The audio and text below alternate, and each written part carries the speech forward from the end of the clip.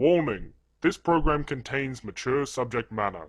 Viewer discretion is advised.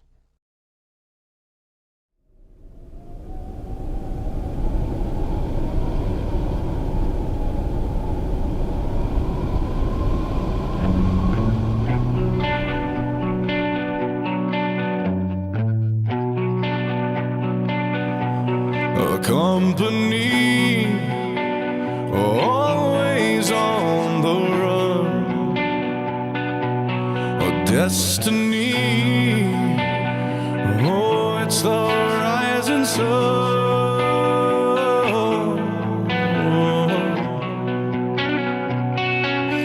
I was born, a shotgun in my hands. Behind the gun, I'll make my final stand. Yeah, and that's why they call me bad company. I can't deny bad company till the day I die.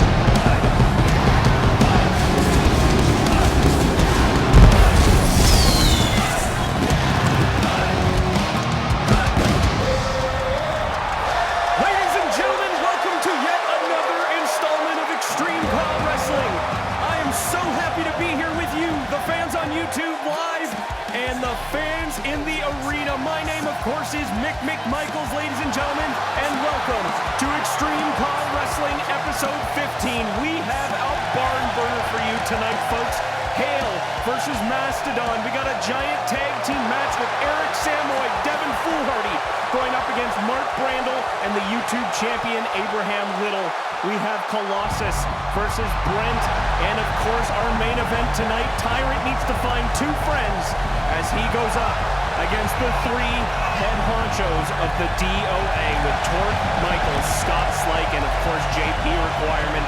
Ladies and gentlemen, welcome to episode 15. Once again, as you could see right off the top of the episode, we announced the next CPV for Extreme CAW Wrestling, and that will be our first ever custom CPV, and that is, of course, ladies and gentlemen, as you can see, Bad Company. Very excited about that, folks, but more excited to kick this night off, and to kick this night off with a bang, ladies and gentlemen, we announced it on our social media pages.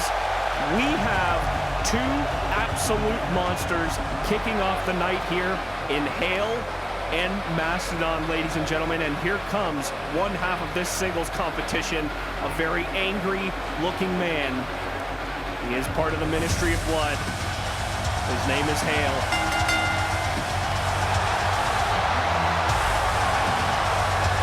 Now, of course, with the return of Mastodon, of course, costing Metaphor the ECW Championship. Last episode, on episode 14, Mastodon went toe-to-toe with Metaphor. Although that contest, of course, resulted in a no contest as Mastodon brutally assaulted the ex-ECW champion Metaphor. Tonight, Hail gets an opportunity for some redemption for his comrade, Metaphor.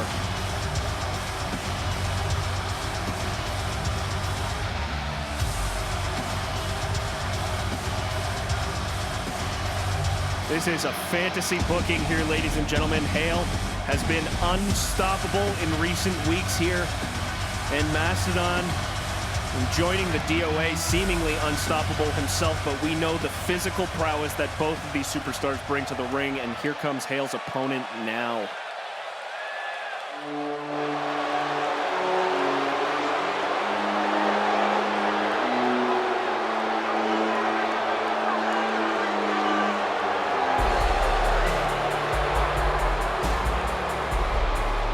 Two gigantic physical bodies going toe-to-toe to kick off episode 15 here tonight, ladies and gentlemen. Mastodon, of course, the newest recruit for the Disciples of Apocalypse. The three key members, the three top-tier members, I should say, will be in tonight's main event. We'll be going toe-to-toe in a six-man Tornado Tag match against Tyrant and two buddies of his. Now, here was episode 14 as I was speaking, ladies and gentlemen. Metaphor toe-to-toe against Mastodon, the man that cost him the title. Did not go the way Metaphor had planned. Mastodon quickly fought back. What a match it was indeed until this moment right here, ladies and gentlemen. Mastodon pulling a chair, referee calling for the bell. Mastodon not giving a single ounce to Metaphor. And you got to imagine this new recruit for the DOA makes Torq Michaels and Donald Sinclair very happy. And look at this, another blindside attack. But Hale not going down without a fight very quickly. This match the bell has not rung yet as Mastodon tries to blindside Hale very quickly. But now, there it is, the bell has rung. Mastodon, perhaps that attack to begin this match has backfired, but here we go, ladies and gentlemen. Thank you once again for being here live on ECW episode 15. We are officially one episode away until our newest and custom CPV Bad Company, which we just announced at the top of the episode. Happy to be here once again. I am your host, Mick McMichaels. Thank you for joining us here tonight. And boy, do we have a show for you, ladies and gentlemen, but let's get into the match here. Huge toss by Mastodon. Hasn't even been able to take off his DOA cut yet. Doesn't seem to faze him. Now look at this, a giant German suplex to Hale. Like I said, these two are absolute monsters in and outside of the ring. Just beasts.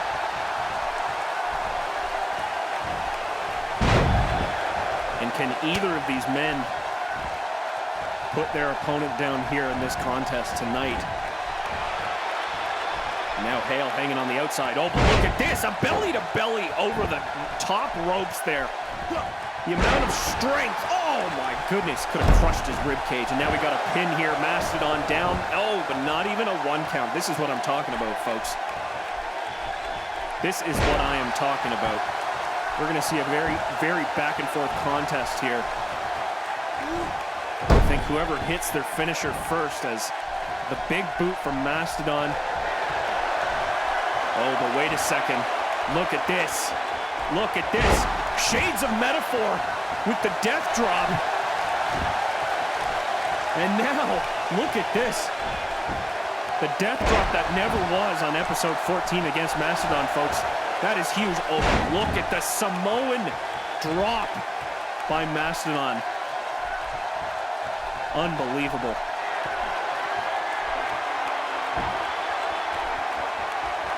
The thing is with Mastodon is that big boot that he brings to the ring. And there it is!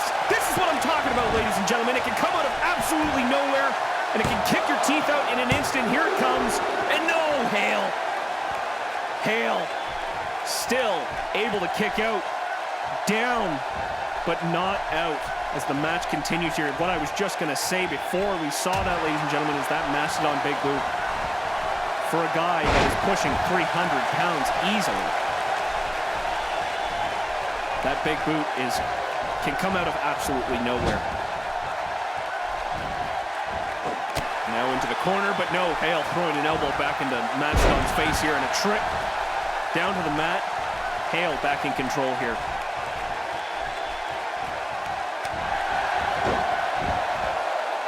pushing Mastodon down to the mat, just trying to regain his control here, regain focus, but no, Mastodon again. Just those hammer fists to Hale's back, taking him right back down.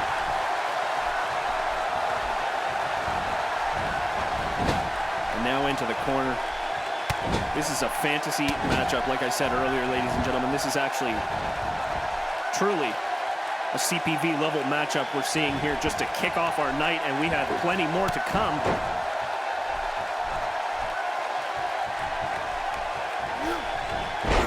Got our new hardcore champion Gasso going up in singles action later tonight. YouTube champion Abraham Little. Of course, our ECW champion Torq Michaels. All the champions are out to play tonight, folks. Oh, what a huge clothesline there from Mastodon. Now the momentum has seemed to shift here for Mastodon. And look at that, another giant Samoan drop. Mastodon has hit one big boot, and it looks like he's going for another one on Hale. Can Hale be put down? And again, a second big boot from the newest recruit of the DOA. Is this going to put Hale down? It does, ladies and gentlemen, making it look easy. Mastodon has just won this match clean against a man that has not been stopped in recent weeks. Unbelievable. This is scary, ladies and gentlemen. This is truly scary. When the Disciples of Apocalypse, an already strong faction in Extreme CAW Wrestling, can bring on a force like Mastodon into their ranks, it's bad news for everybody in Extreme CAW Wrestling, let me tell you. So there you have it, ladies and gentlemen. No chair shots there, no disqualifications, no bullshit. Mastodon just beat Hale clean to kick off episode 15. I can't believe it. Oh, wait a second, the lights just went off. I think I know. Whoa! Metaphor just showed up in the ring and boom! There goes Mastodon, some payback from last week. Of course, here comes some backup. Oh, I don't think so, meat. Hale blocking the way to the ring. Oh, look at that! A spine buster down onto the rampway. Hale backing up his comrade Metaphor, who's in the ring, and now look at this. A death drop saying, here's for the chair shots last week, meat. Unbelievable. Metaphor, as he does, coming out of absolutely nowhere, exacting revenge, and look at this, on the ramp, Hale with his special move, and Wesley about to go for a ride, and Wesley Underhook is down for the count, ladies and gentlemen. Despite a loss for the Ministry of Blood tonight, it looks like they have come out on top here, with Metaphor attacking Mastodon and Wesley Underhook, let's be honest, standing not a single chance against Hale on the rampway there. And look at that, the two members of the Ministry of Blood here, Metaphor and Hale, looking at each other saying, that's right, buddy. Oh, look at that, just sinister.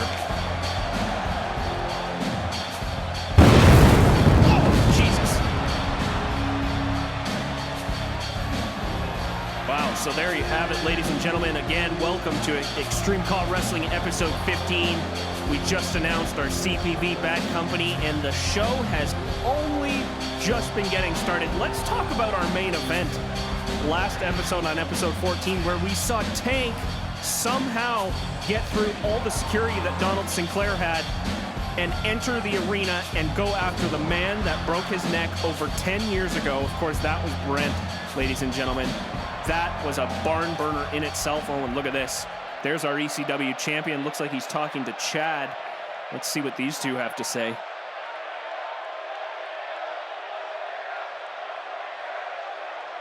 Chad suffered an injury on episode 14 when he faced the man that just lost to Mastodon, Hale.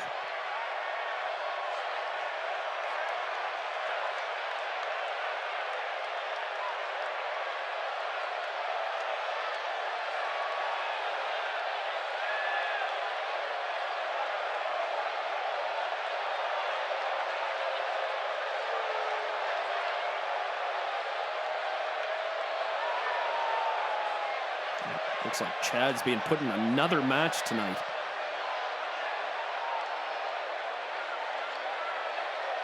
Well, how kind.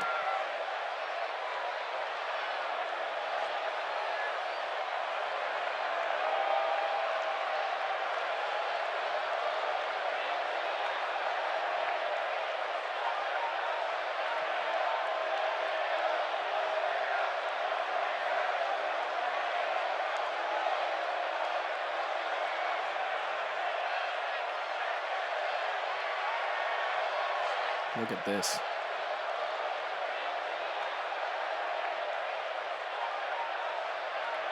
Here's the ECW champion, Torq Michaels, pretty much stating that Chad, despite the doctor's orders, you can see his arm there taped up, suffered an injury when he faced Hale on episode 14.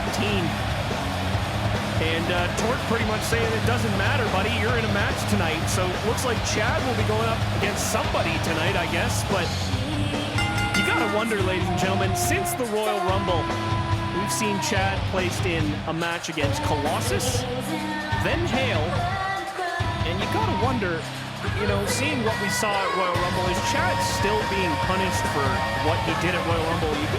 He attacked Torq Michaels in the Royal Rumble, very briefly, mind you, but maybe Torq is still blaming Chad for whatever happened at the Royal Rumble there, and I'm not sure. There's something fishy going on there, ladies and gentlemen, but nonetheless, Torq Michaels, despite the doctor's orders, forcing Chad to compete later tonight.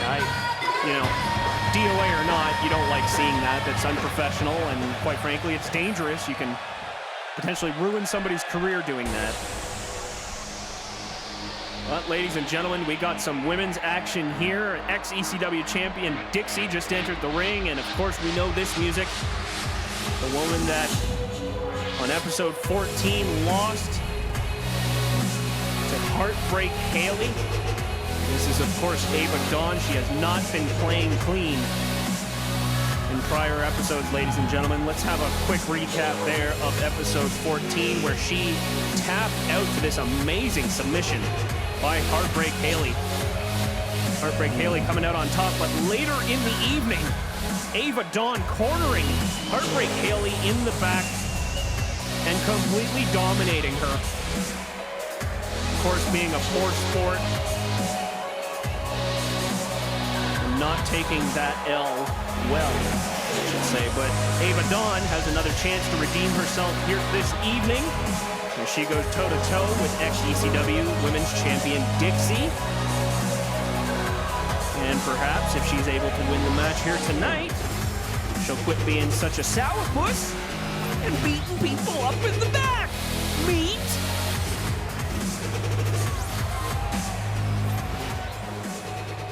But here we go. As this night goes on, we have Dixie, Ava Dawn, singles action.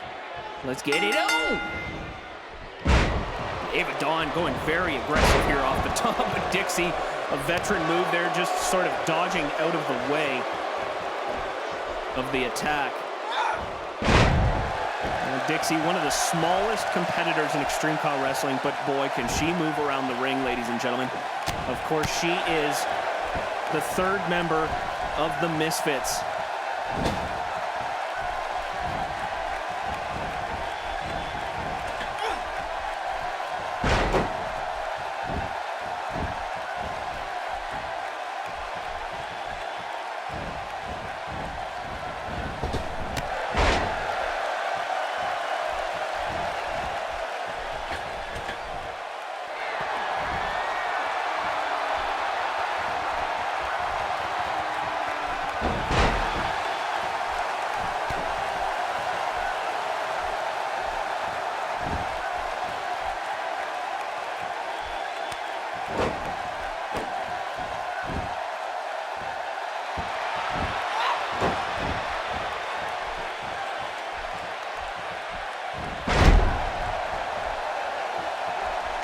We have Dixie in control until, oh my God, skull right into the chin of Dixie there. And now this has been very back and forth contest, but look at this. Head scissors takedown, and now Dixie, look at the speed. This is what I'm talking about, ladies and gentlemen. Dixie just whips around the ring here. And look at this, oh my God. absolutely unbelievable by Dixie here.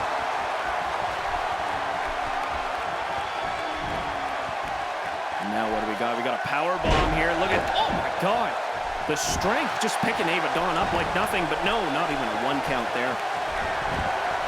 Dixie going back up the top ropes. High risk maneuver once again. Is this going to pay off? Yes, it is. A missile drop kick. Dixie in complete control of this matchup in the early stages here. She took a little bit of damage there coming down on the drop kick, but still back up to her feet before her opponent. And here we go again. Look at this. Another Hurricanrana. Oh, but now this is followed up by a pin. Is this going to put Ava Dawn away? No, just a 1 count here.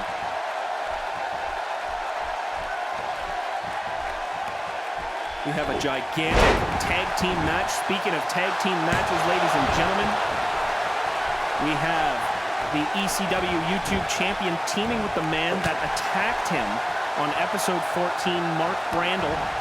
And those two will be going up against the 2 men that actually had a match, oddly enough, Devin Foolhardy and Eric Samoan. So let's just be frank here, ladies and gentlemen.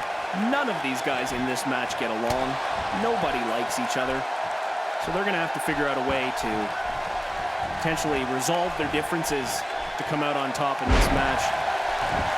Oh, look at that. And a powerbomb into another roll-up, but Ava Dawn still somehow able to kick out on the 1. Oh, and look at this. A reverse twist of fate neck breaker right in position here for Dixie's finisher, and I think that's what she's setting up for, folks. The moonsault could potentially be coming in, and there it is. The moonsault lands right in the middle of the ring. Let's see a replay of that, ladies and gentlemen. Look at that. The form is perfect. Perfect rotation. Landing, just nailed it, Dixie. This has got to do it for Ava Dawn. 2, and oh my goodness, how did Ava Dawn still kick out of that? Dixie looking at the referee saying, what the hell was that? But no, a fireman's carry. If Ava Dawn can turn this match around, this is huge. This is absolutely huge. Let's not forget, ladies and gentlemen, even in a tag team match, the power rankings are still very much in play. So if you win a tag team match, if you win a triple threat match, a fatal 4-way, of course, you will be skyrocketed up into the ECW power rankings, which are so prevalent now in Extreme CAW Wrestling. So every win costs something, but look at this. Look who's at the top of the ramp. The woman that Ava Dawn brutally attacked on episode 14. And look, Ava Dawn taunting in the ring, but she says, wait, look behind you. Oh, look at this. Dixie back up onto her feet, and there's another twist of fate neckbreaker. Heartbreak Hailey able to distract Ava Dawn in the ring just enough, and Dixie has capitalized, a true veteran of the art and the craft. A second moonsault from Dixie, and that will put Ava Dawn away.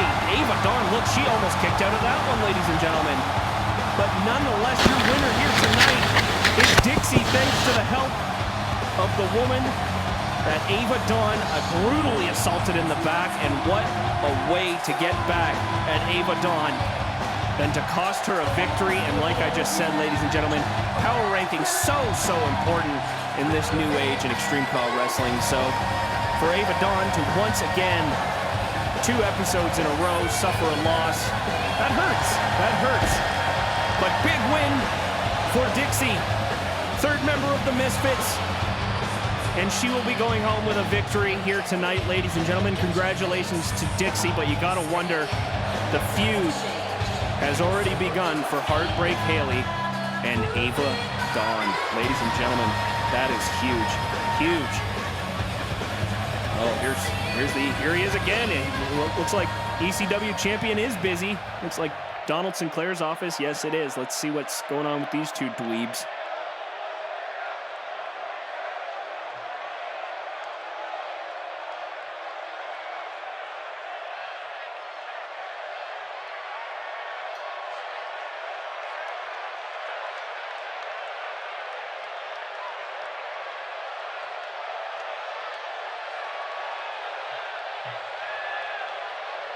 Oh, Torq Michaels a little scared of Tank, maybe. What a brave guy.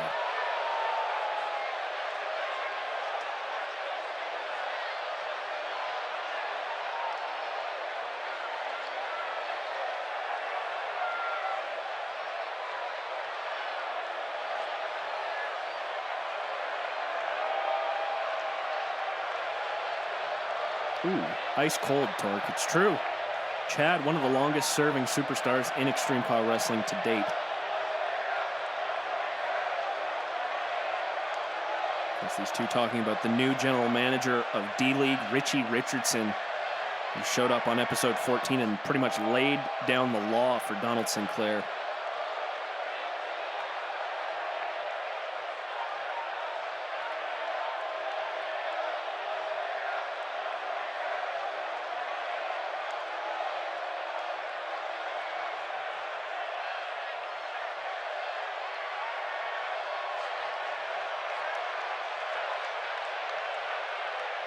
A little bit of rumblings in the DOA, perhaps. A little bit of disagreements here between General Manager Donald Sinclair and Torq Michaels. Who's really running the show here?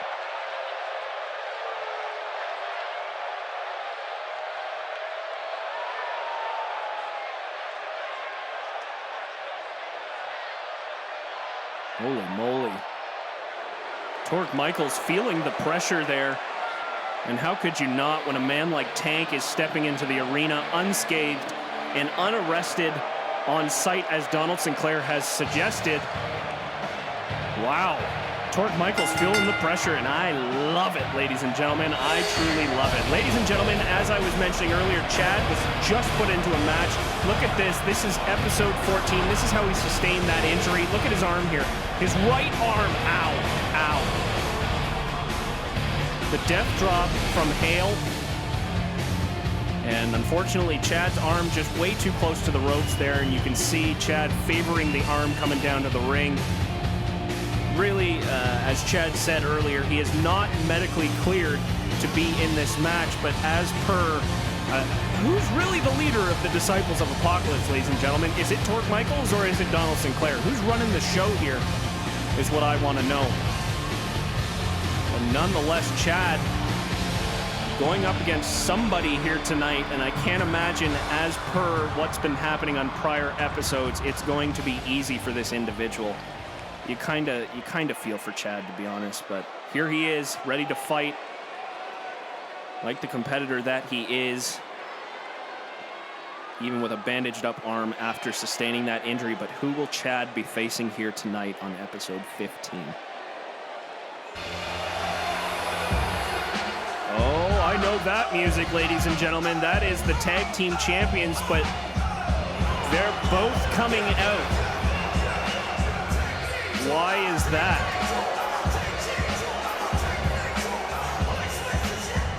Which one of these guys is Chad facing? Ladies and gentlemen, of course, this is the ECW Tag Team Champion, Chi-Town Slide.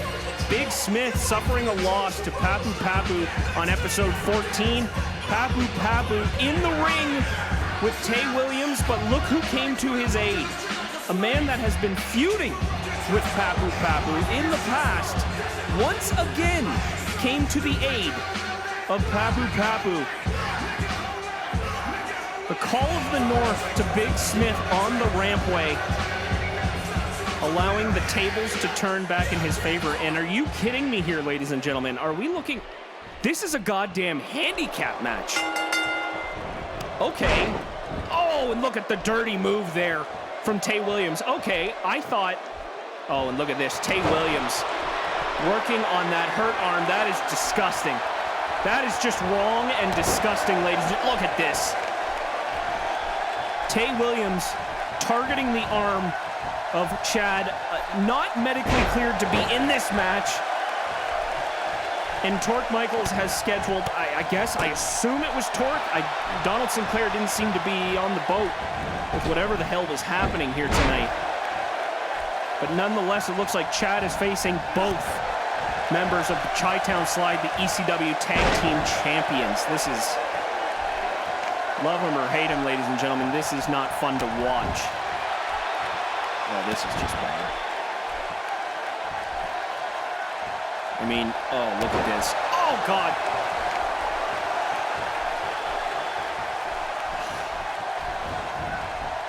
You know, I guess Chad, when he decided to join the DOA, made his bed, and now he's got to sleep in it. But you wouldn't think that his own colleagues, his own members of the Disciples of Apocalypse would be turning on him like this. I mean, at the very least, we saw Wesley Underhook come to the aid of Mastodon earlier tonight. Where's the help for Chad here against Big Smith and Tay Williams? Nowhere to be found. This is punishment. It has to be.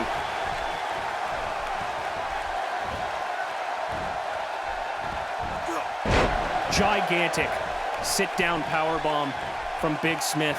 One half of the most dominant tag team champions we've ever seen in Extreme CAW Wrestling and potentially CAW Wrestling as a whole, ladies and gentlemen. These guys won the tag team titles way back in 2015 against the Misfits at Night of Champions, and since then have defended those titles vigilantly and have not lost them since. Who will end the title reign, if anybody, of Chi-Town Slide? Who will they end up facing at Bad Company? Gotta wonder. All remains to be seen. But in the next episode or two, ladies and gentlemen, you will for sure start seeing matches popping up left, right, and center for our new CPV, which we just announced tonight. There's a blind tag from Tay Williams. Chad pegged it, noticed it, but Tay Williams able to capitalize there once again on Chad, a man that is just being decimated by the tag team champions here. And look at this, Tay Williams just playing child games, swinging his fist around right into Chad's face. Chad doesn't stand a chance here, ladies and gentlemen. Not only is he not 100%, but he's got to face two of the toughest tag team partners we've ever seen in CAW Wrestling. Unbelievable.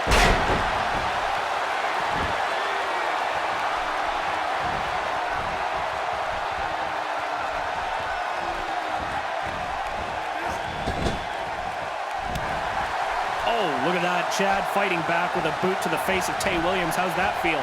And look at this, a swinging net breaker with the hurt arm, the injured arm. Let me remind you, the doctor has not cleared Chad to compete tonight, ladies and gentlemen. So directly against doctor's orders. And look at this, once again. And oh God, a vicious punch to the gut of Chad. And once again, Big Smith, the big man, back into the ring with a suplex. Chad back down to the mat, all too familiar for his past few episodes against Colossus, Hale, and now Chi-Town Slide. It's a little ridiculous. Now, I've known Chad for a long time. Chad is not the type of guy to give up. And this is why we see him here tonight, and this is why we see him come out every single night. But when is enough enough for the ex-YouTube champion, Chad? Once again in the corner in no man's land with no partner in sight, no backup in sight. And look at this, ladies and gentlemen. Chi-Town Slide just put Chad down, out for the count, and that has got to do it, ladies and gentlemen. 2, 3. You know, I don't like to be biased and call matches a certain way, ladies and gentlemen, but right from the get-go, Chad did not stand a frickin' chance here. I gotta be honest, this kind of stuff is hard to watch for me. I've been commentating in CAW for a long time, and when I see lopsided victories like this with an injured superstar, it really grinds my gears. Let me be honest, folks, but nonetheless, Chi-Town Slide coming out with the victory here tonight against an injured Chad, and it looks like the promise that Torq made earlier tonight with the victory not happening with Chad. He does not get to not compete. That's a mouthful. On episode 16, so we will see what happens there. But I mean, Chad could be out for months after this contest. I don't know. I don't know what to think, ladies and gentlemen. But Chi-Town Slide, there they are. Huge victory, I guess. But oh, wait a second, ladies and gentlemen. Wait a second. Perhaps still some unfinished business. Chi-Town Slide saying, come on down. We want a piece of Nanook, the man that attacked him after Big Smith's match with Papu Papu last week, ladies and gentlemen. And here comes Nanook of the North. Now, is he coming to the aid of Chad, or is he just looking for some Chi-Town ass to beat in the ring? Nonetheless, Nanook of the North riding solo down to the ring, ladies and gentlemen, and looking to inflict some pain on the tag team champions, not afraid of being outnumbered here. And here he comes, ladies and gentlemen. Nanook of the North coming into the ring and going right after them. Look at that, going for the small one. Tay Williams first, good strategy. Oh, look at the ramp! Look at the ramp! Papu Papu coming down to the ring. Papu Papu coming down to the ring. Finally coming to the aid of the man who he has had bad blood with for months on end. Nanook of the North now going up to the top ropes. Could be bad. Tay Williams. We got a tag team match officially, folks. Nanook of the North, double axe handle down to Tay Williams. Papu Papu's down on the mat. Nanook of the North targeting Big Smith here. And now into the ropes and a big boot to Big Smith. Papu Papu now got his eyes on Tay Williams, the man that attacked him after his match. This is amazing, ladies and gentlemen. I never thought I would see the day. Look at this. The Samoan spin. The call of the North at the exact same time. Chi-Town slide has just been decimated with what I believe. Oh my God, look at this, ladies and gentlemen. Has an allegiance just been formed? I smell blood in the water, ladies and gentlemen. Papu Papu and Nanook of the North have seemingly settled their differences here for the sake of beating up on the tag team champions. And what does that mean for the tag team champions, ladies and gentlemen? That is massive. I never thought I'd see the goddamn day. Woo. Holy moly, what a night we've had already on episode 15, ladies and gentlemen. Once again, thank you so much for joining us here. First time we're actually premiering here live on YouTube. We hope it's going well for you, the fans. Hello, chat. Welcome.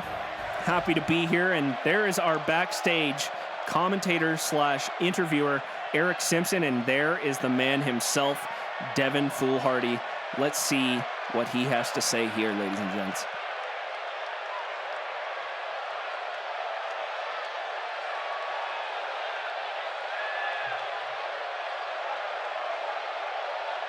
Foolhardy never short of the wisecracks, let me tell you. Oh my God.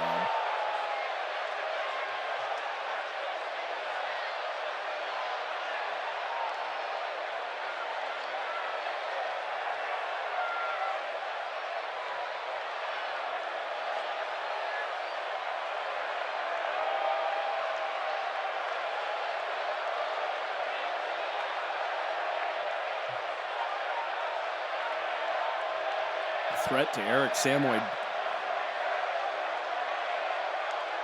Oh my God. Foolhardy just throwing all of these three men through the ringer here.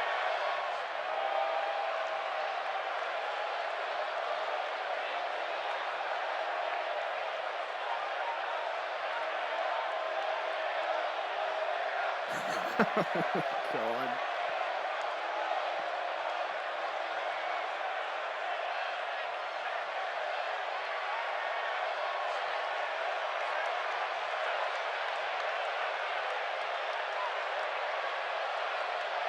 Devin Foolhardy putting Eric Simpson through the ringer here. Jeez.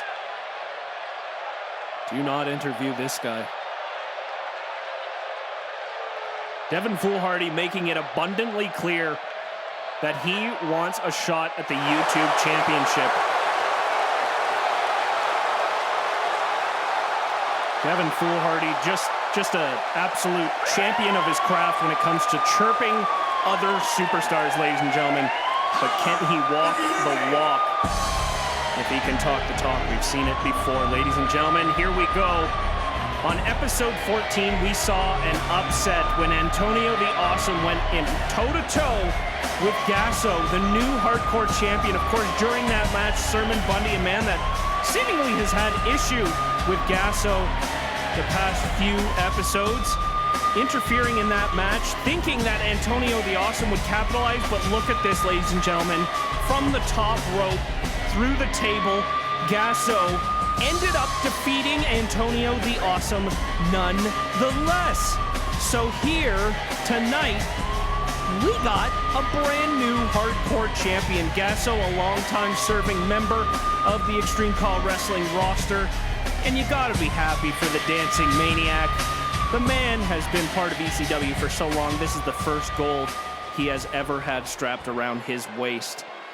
But tonight he goes up against a very tough opponent in Prototype, and here he comes, ladies and gentlemen. Listen to the crowd, listen to the ovation for your new hardcore champion.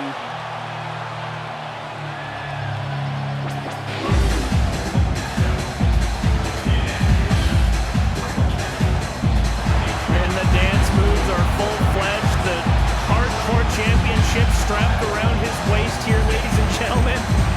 Perhaps happier than he's ever been before. Gasso, like his buddy Yoshiharu Katari, is now enshrined in the history of Extreme CAW Wrestling as a hardcore champion. Good for him. Now this all stems back to the ECW episode 13 pre-show where Yoshiharu Katari went toe-to-toe against Sermon Bundy. Sermon Bundy attacking Yoshiharu Katari after that match. Gasso taking exception to that as one half of Dancing Dragon came down to the ring to help his buddy out. Another match had started. Sermon Bundy did not win that match as Gasso came out on top. And since then, ladies and gentlemen, Sermon Bundy has been a pain in Gasso's neck, but obviously not enough, as the Dancing Maniac himself, Gasso, is here and has the hardcore championship strapped around his waist. So, ladies and gentlemen, Gasso looks to defend his title for the first time here tonight on episode 15. Here he is with the gold. Gasso, Prototype, the hardcore championship on the line here tonight, ladies and gentlemen. Thank you once again for joining us here on episode 15 as we edge closer and closer to our new CPV, Bad Company. Only one more episode in episode 16 before we are there, ladies and gentlemen. 2 more episodes of D-League where we will finally see our D-League Women's Championship Tournament commence on the next episode of D-League, ladies and gentlemen. That is truly, truly exciting. Lots of exciting stuff to come here in Extreme CAW Wrestling, but lots of exciting stuff right here in the ring, ladies and gentlemen. We got a championship on the line here on episode 15.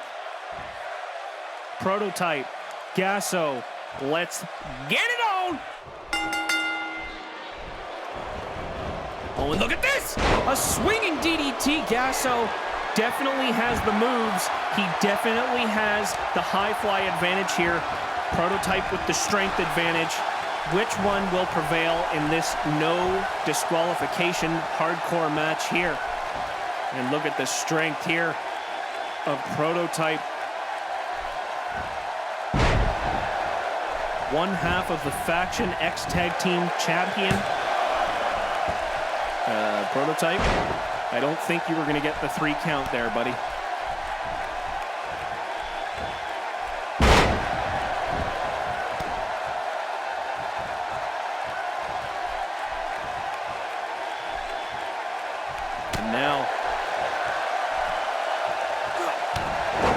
Gasso turning the tables with his speed and agility here.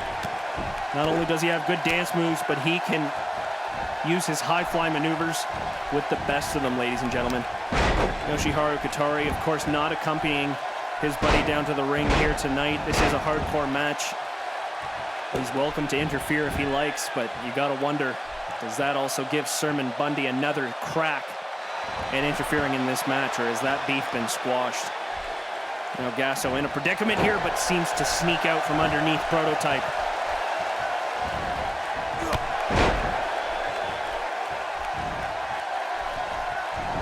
Back and forth contest here.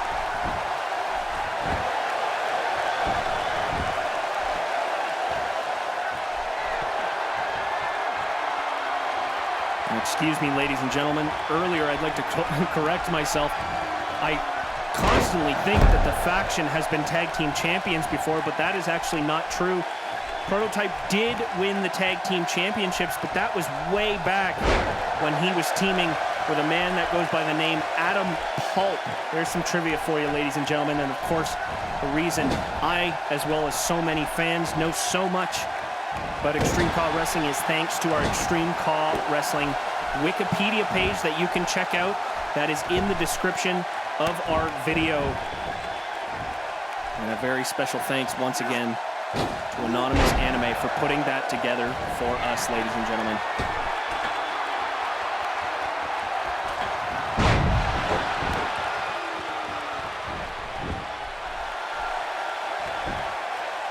Here we go, we got another pin here. Do we have a new champion? Oh no, Gasso just able to kick out. This will be his first title defense. And you never know how somebody's gonna react under the pressure of a title defense. Look at this, Gasso going for a ride. I think he was going for another swinging DDT. Ended up turning it into a crossbody, whether it was intentional or not, taking some damage himself. And going back to what I was just saying, ladies and gentlemen, the pressure that you must feel as a champion on a title defense must be enormous. And besides the fact that you are defending a title, you also have to come out on top, of course, against your opponent. Your opponent has nothing to lose here.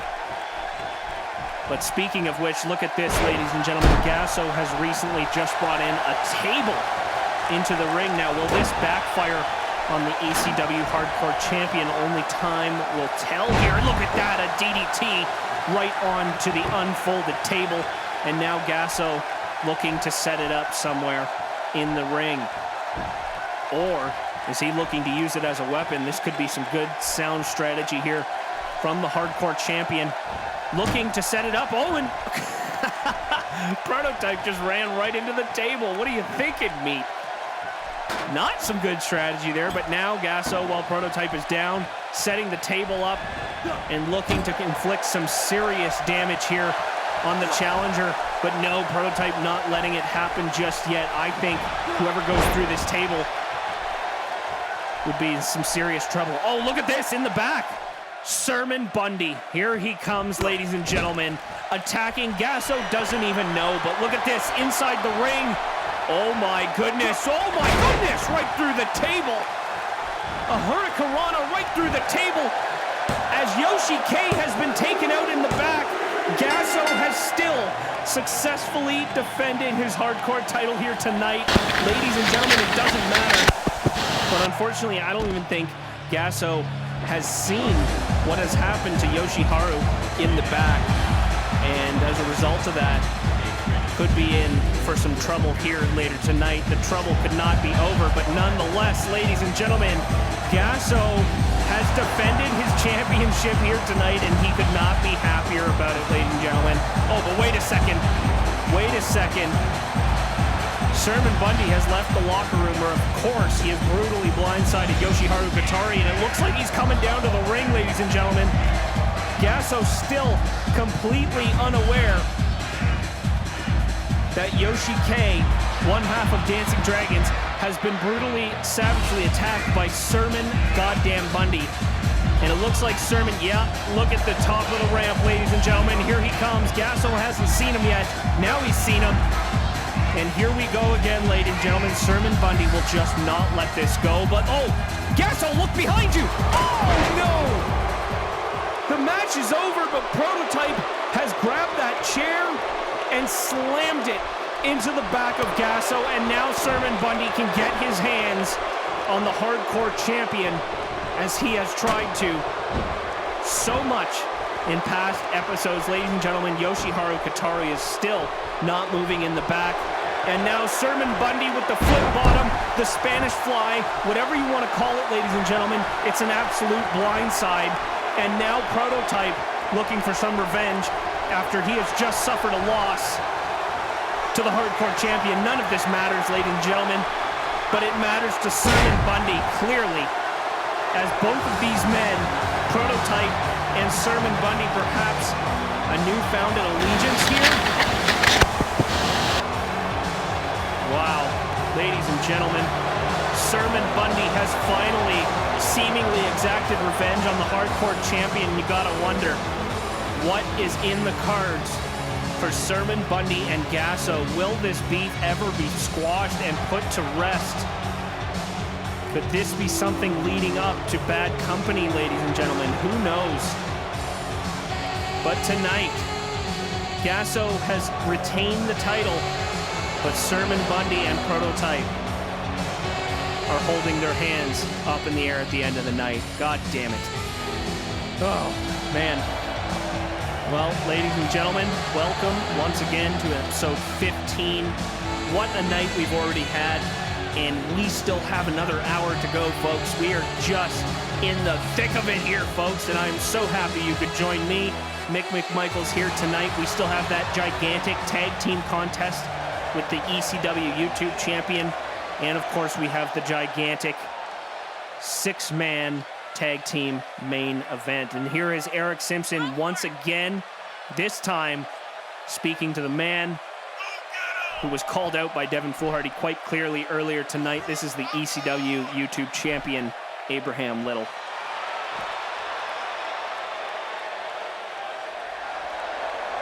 We're speaking of Mark Brandel blindsiding him on episode 14. Mark Brandel making his statement abundantly clear that he also not only wants but deserves a title shot at the ECW YouTube Championship. And can you really blame him, ladies and gentlemen?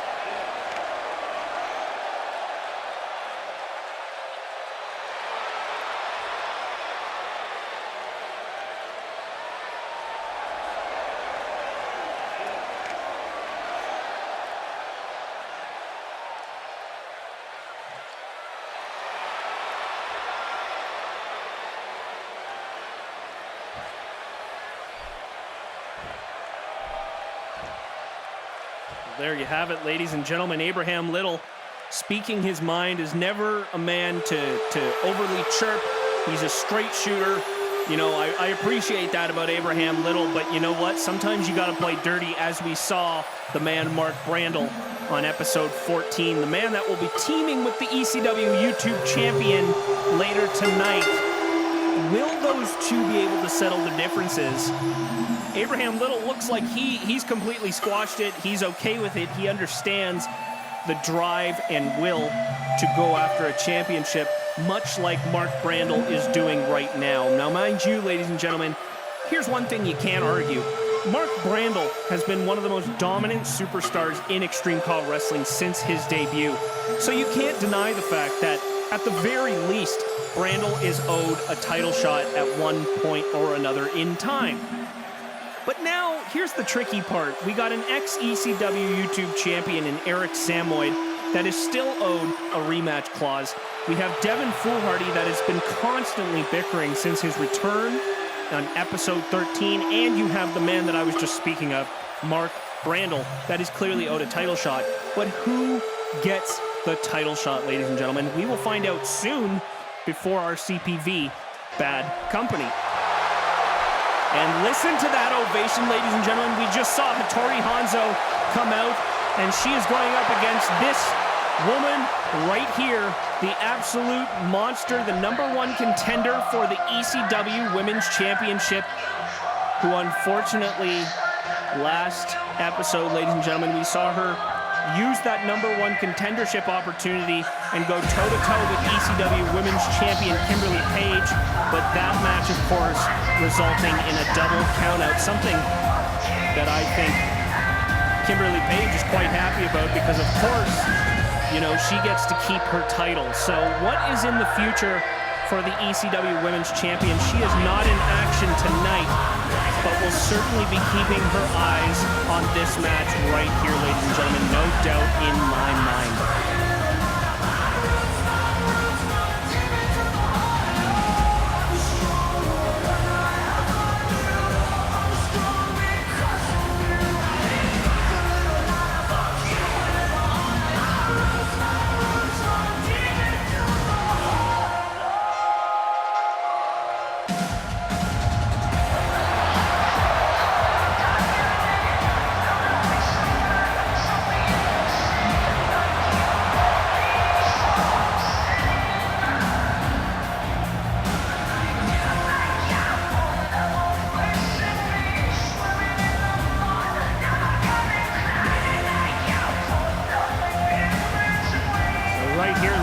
gentlemen, two extremely talented competitors in ex-ECW Women's Champion Hattori Hanzo going toe-to-toe against this woman right here, Leandrin, a third of the Ministry of Blood with Metaphor and Hale. We saw them in action earlier tonight, exacting revenge on Mastodon, the giant from the DOA. Can Leandrin come out with a victory here against Hattori Hanzo? Leandrin has been seemingly an unstoppable force, has not suffered a loss per se on the ECW roster yet. We've learned more and more about Leandrin, but we still don't know so much about what she's all about. We do know one thing, ladies and gentlemen, she is quite in control of both Metaphor and Hale. Now, what level of control she has over those two individuals, I am not sure, because quite frankly, I am not into the devil's arts. I'm not into any satanic rituals, but it sure as hell seems like these guys are. So, you know, I'll be a spectator when it comes to that kind of stuff. I'll watch from the sidelines. Thank you very much.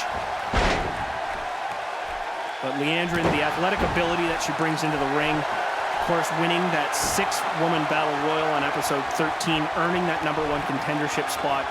Technically, she did not lose against Kimberly Page, so technically, especially with a victory here tonight against Hattori Hanzo, she should still be solidified in that #1 contendership spot. And look at this, ladies and gentlemen, a tarantula maneuver here, stretching the spine of Hattori Hanzo. Look at that unorthodox move, excuse me, against ex-women's champion Hattori Hanzo. But Hattori Hanzo now, look at this. Oh! And oh, look at that, a Hurricanrana from the corner. The turnbuckle. Don't take anything away from Hanzo here, ladies and gentlemen. We are witnessing a good matchup here in the women's division for Extreme CAW Wrestling. Now, speaking of women's division, earlier I mentioned the D-League Women's Championship Tournament, ladies and gentlemen. I am so friggin' pumped for that. You have no idea. I hope you, the fans, are as well. And, of course, that gigantic 8-woman tournament will commence on the next episode of D-League, episode 11, which will be coming out soon, ladies and gentlemen. And look at this, Hattori Hanzo catching Leandrin in the air and powerbombing her down to the mat. That could be a gigantic turning point of momentum here in this match, as Hattori Hanzo, with age and speed, just continues to get better. Every match I see her in, ladies and gentlemen, she is just improving. Swinging DDT there from Leandrin to turn the tables on her opponent. If Leandrin hits that vicious finisher, that gory buster that we've seen that snaps her opponent's necks right off her shoulder, if she can land one of those, I don't know if Hattori Hanzo can recover from that. I don't know if anybody can recover from that. And look at this, off the ropes here. Planting Hattori Hanzo on the outside of the ring, and now, oh my God, what has she got set up here? Oh! No care for the well-being of her opponent, just slamming her face down to the mat.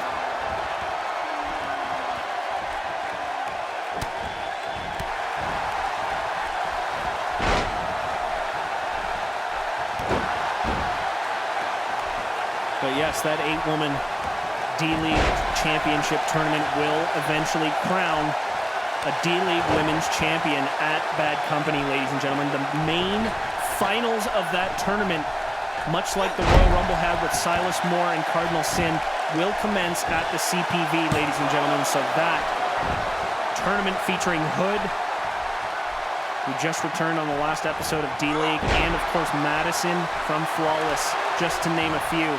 Oh, wait a second, ladies and gentlemen, was that it?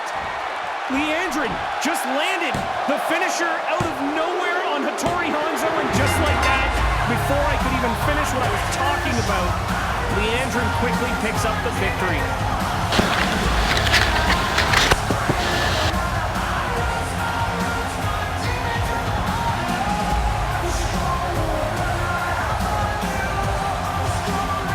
What an unbelievable performance once again from Leandrin here tonight, ladies and gentlemen, picking up another victory. Look at this move. Oh, God. The body, the human body, the neck is not supposed to snap back that way. At the very least, you give somebody a concussion. But there is Leandrin. Oh, my goodness. Look at... It's terrifying to watch her. You know, you look up sanity in the dictionary, ladies and gentlemen. Trust me, you will not find Leandrin's picture. It's the polar opposite of sane. And I don't know what's going on in that noggin of hers, but regardless, whatever it is, ladies and gentlemen, it is working for Leandrin as she has just picked up yet another victory here on ECW's main roster. Ladies and gentlemen, we still have the tag team match to come. A man that is very upset about losing the triple threat match to Tyrant, the new #1 contender for the ECW Championship. Let's not forget, Tyrant pinned Colossus in that triple threat match. Brent looking to exact revenge against Colossus later tonight. Look at this, ladies and gentlemen. Heartbreak Hailey is talking to Chad in the locker room. These two have not seen each other in quite a while. Let's see what's going on here.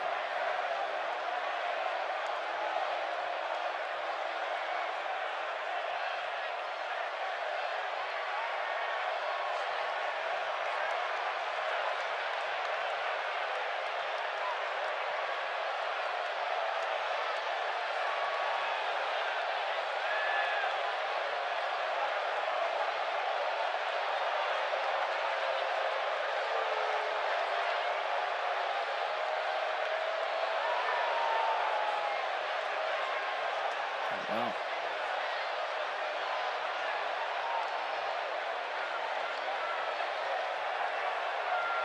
Do you really believe that, Chad? Do you? Oh. Heartbreak Hailey taking the words right out of my mouth.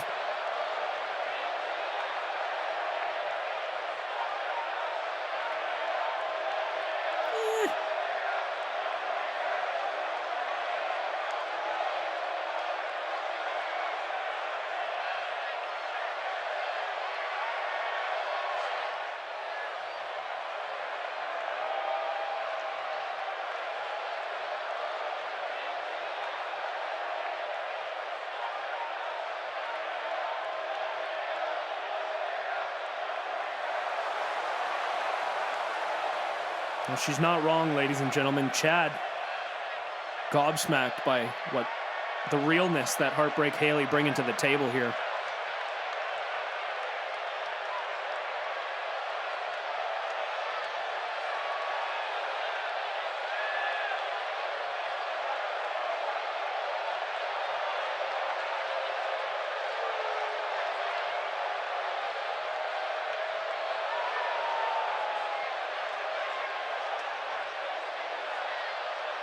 Oh, wow. Harsh.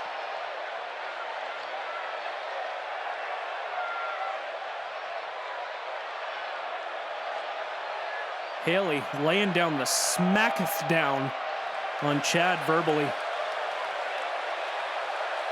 Wow. Calling it like it is, ladies and gentlemen. Saying what we're all thinking, let's be honest, right? I mean, Chad is being pushed around, bullied by Torq Michaels in the DOA, being put in these vicious matches. And really, I mean, Hailey's calling him out on it. Let's be honest here, ladies and gentlemen, that Chad, an ex and first YouTube champion in Extreme CAW Wrestling, has really fallen from graces here. And it seemingly all happened when he joined the Disciples of Apocalypse. I hope, at the very least, that Heartbreak Hailey, you know, somebody that used to be friends with Chad, could at the very least get through to his head, but it doesn't seem like that is happening yet, at the very least. Oh, sad to see, ladies and gentlemen, but here's something that's not sad to see. A match that I'm very excited for, and this is the gigantic tag team match. Here is your YouTube champion, the man that defeated Eric Samoyd at the Royal Rumble. Abraham Little, ladies and gentlemen, your YouTube champion, will be teaming with the man that viciously assaulted him on episode 14. Here he comes, ladies and gentlemen, a man that wants to challenge his partner here tonight and a man that is quite worthy of taking the title off of Abraham Little. Mark Brandel coming down to the ring. Here's a quick recap, ladies and gentlemen. Abraham Little exacting revenge on both Eric Samoid and Devin Foolhardy. But shortly after this match was called off due to disqualification, ladies and gentlemen, here comes Mark Brandel down the ramp, completely blindsiding Abraham Little. And there it is, ladies and gentlemen, the superstardom on the ramp to Abraham Little from Mark Brandel. Sending a message, if you ever saw one, ladies and gentlemen. Mark Brandel wants a shot at the ECW YouTube Championship.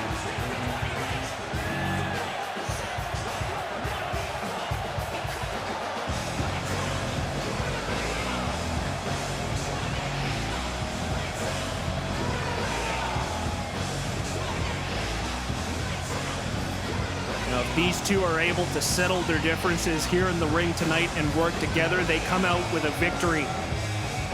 But strategy-wise, is that a great idea for Abraham Little, as Abraham Little in the power rankings is already champion? He's got to play this smart. If Mark Brandel wins this match with Abraham Little, he moves up in the power rankings. Quite frankly, he could move up ahead of these two superstars, Eric Samoid and Devin Foolhardy. Devin Foolhardy, Mark Brandel, and Eric Samoid are all the top 3 contenders for the YouTube Championship, so you gotta wonder, take your pick, Abraham Little. Who do you want to face out of all 3 of these superstars? An ex-ECW champion in Eric Samoid, a true veteran in Devin Foolhardy, a man that will stop at nothing to get what he wants and definitely will play dirty? Or do you go up against Mark Brandel, a man that, yeah, you know, he's got the technical ability, he may play clean, but man, I'll tell you, he's a threat to your title at the end of the day. All 3 of these guys are a threat to Abraham Little's title reign.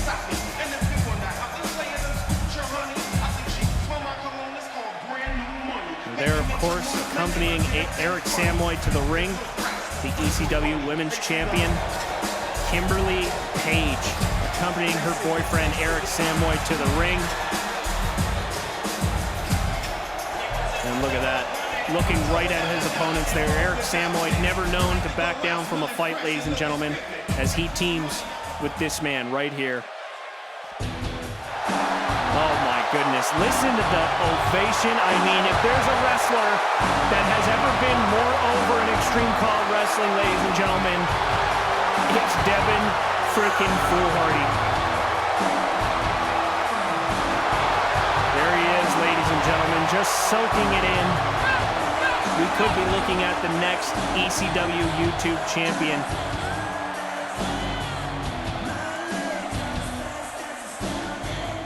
After his return and signing with Extreme CAW Wrestling again on episode 13, again, Devin Foolhardy making it completely clear that he is gunning for Abraham Little and his YouTube championship. Now, which one of these men will receive that title shot at Bad Company? Who knows, ladies and gentlemen, but in the coming weeks, in the coming months, we will have a card that has started to form for this gigantic CPV that will not only feature main roster superstars, but will feature the D-League Championship going on the line and the brand new D-League Women's Championship. What a night it is going to be, folks. Very excited for the future for Extreme CAW Wrestling. But here we go, ladies and gentlemen. Tag team action. Eric Samoid kicking the match off against Mark Brandel. Here we go. This is exciting, folks. And Mark Brandel with a slam down to the mat, coming out strong here for his team. And look at this, an Alabama slam perhaps, and down to the mat. Eric Samoid goes again, his head slamming off the mat there. No love lost for any of these superstars in the ring here, ladies and gentlemen. The talent in this ring is truly overwhelming.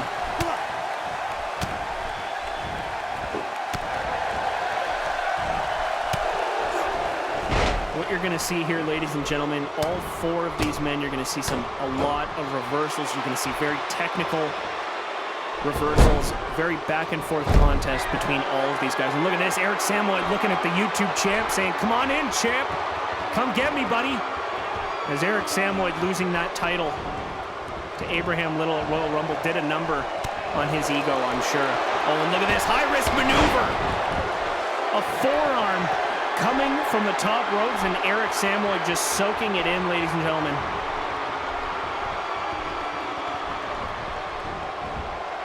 One thing both Brandel and Little have to look out for, of course, is that vicious SKO that comes out of nowhere, ladies and gentlemen. On the flip side, you got to look out for the superstardom from Mark Brandel, a finisher that has put away many a superstar before.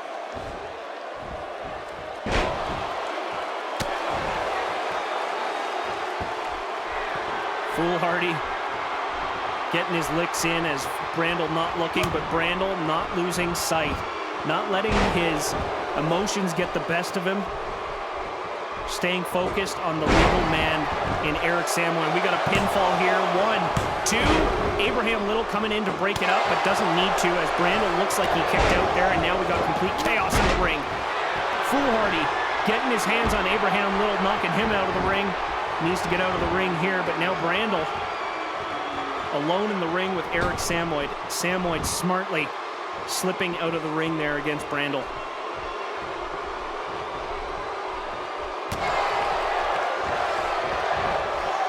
Oh, and a clothesline there from Brandel. Oh, but look at this again. Foolhardy holding Brandel in the corner of the ring. Do something about this, Stripes. This is unbelievable. And now pushing him into Eric Samoa. So there you have it, ladies and gentlemen. Looks like Foolhardy and Samoa are able to work together.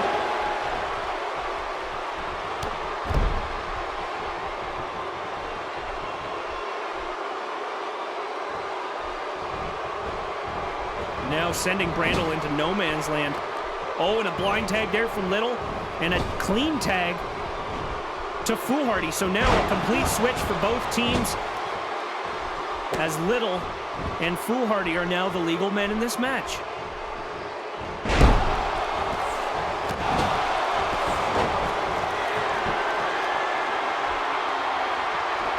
Foolhardy never short of confidence coming in to his matches here in Extreme CAW Wrestling. We have never seen a more egotistic, narcissistic superstar that we see in Devin Foolhardy. Oh, look at this. Abraham Little looking for a high-risk maneuver and an arm drag, like a wrist-lock arm drag, going from the top rope. That is phenomenal. Abraham Little always reinventing himself. High-risk maneuvers. Of course, he has that vicious 450 splash that he brings to the table that won him his YouTube Championship. And, of course, Foolhardy with the devastating Foolhardy Slam.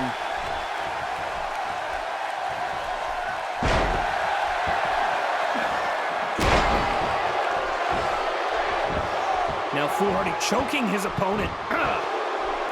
Excuse me, ladies and gentlemen. Your boy Mick here is just getting over a cold, so excuse me if I sound a little hoarse and or cough every now and then. I know it's completely unprofessional. This is not what you pay your hard-earned money for. But look at this. As Abraham Little, perhaps a rookie mistake here, as Foolhardy able to get the tag off on a fresh Eric Samoa. And look at this. STO here on Abraham Little. That could be something that turns the tides. And now Eric Samoa blindsiding Mark Brandel. Perhaps gonna go for an SKO or some sort of finisher as Abraham Little's partner is down. Look at that, just the knees into the chest. Follow it up. Oh, look at that maneuver, ladies and gentlemen. And is that gonna put the ECW YouTube champion away? Mark Brandel is down on the outside too, and no. Not able to get the 3 count. The match continues. SKO! There it is, ladies and gentlemen, but look at this. Mark Brandel back in the ring. Foolhardy taunting to the crowd. Could have potentially won the match there had he gotten involved with Brandel. You gotta wonder, would that SKO have put the YouTube champion away? Oh, there's a drop kick to the outside. Now Foolhardy getting involved and coming out of nowhere with a clothesline. Not the legal man, but what does that matter to Devin freaking Foolhardy, ladies and gentlemen? And now all four of these men on the outside of the ring. The referee's getting fed up with this. He's losing control of this match pretty quickly.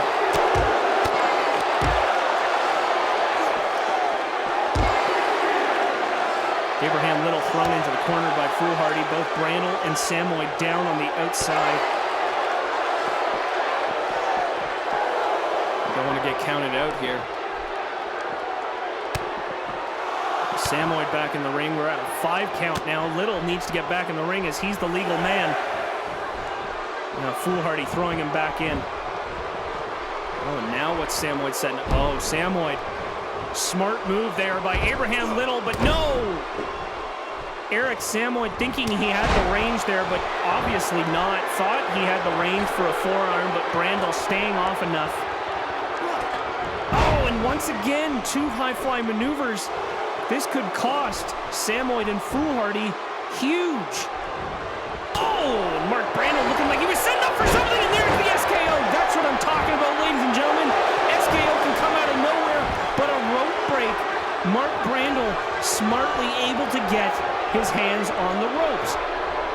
And now a fresh Foolhardy. I cannot believe the surprising chemistry here between the two men that literally had a match on episode 14. Foolhardy and Samoy are working really well together here against Brandel and Little. So far, so good. These two teams have been able to put their differences aside, and oh my goodness, look at that. Foolhardy pumped up after reversing that move and saying, what, you got more for me, meat?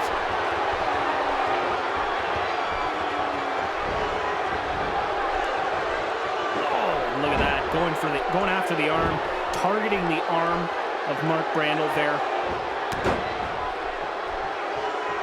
Strategic move by Devin Foolhardy. Now into the ropes. Oh, and another blind tag. It's pretty clear that there's no love lost between these two teams, as we're seeing a lot of blind tags in this match. And look at that, Foolhardy escaping just in the nick of time from Abraham Little. And now using Kimberly Page as a shield, but Abraham Little not having any of it. Look at this, the YouTube champion taking on both members of Samoy and Foolhardy here. He's had enough. Kimberly Page can't do a thing about it. And look at that, Little telling her to stay the hell away, stay out of this.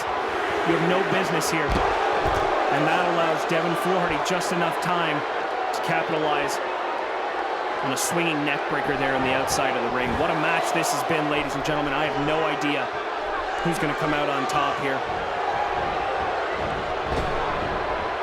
Huge back body drop there from Devin Foolhardy once again, picking up momentum for him and his team here.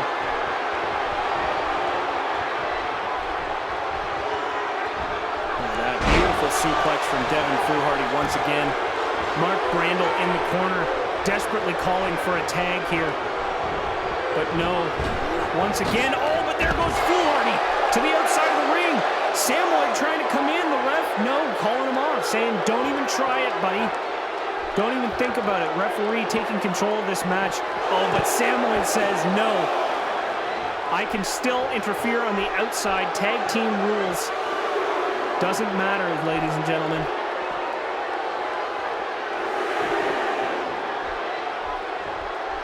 What an unbelievable matchup we have here. And look at this, Foolhardy in the meantime, chirping to his longtime rival, Mark Brandel. But is that going to backfire as Abraham Little now back into the ring? What a back and forth contest this has been, ladies and gentlemen. And look at this, a German... Oh, my goodness.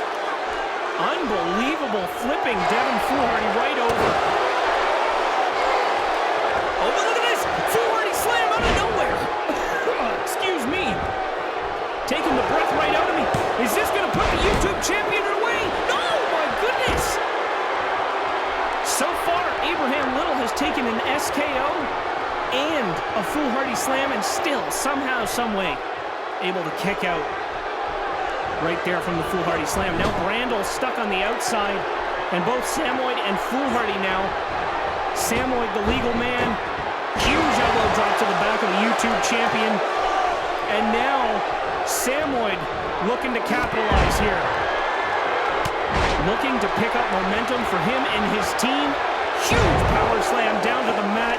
And now Eric Samoid looking to finish it. Put the nail in the coffin here. Oh my goodness. What is he doing here? No, Samoid. Oh, down to the mat goes Abraham Little. Mark Brandel, after suffering a punch to the face, is down on the outside. And Samoid is looking for a second SKO here against the YouTube champion. And he nails it. Nowhere to go for the YouTube champ. Foolhardy's in. And Samoid and Foolhardy have just won this match against Abraham Little and Mark Brandel. Ladies and gentlemen, what a matchup we've just seen here in tag team action. But tonight, your winners are Devin Foolhardy and Eric Samoid.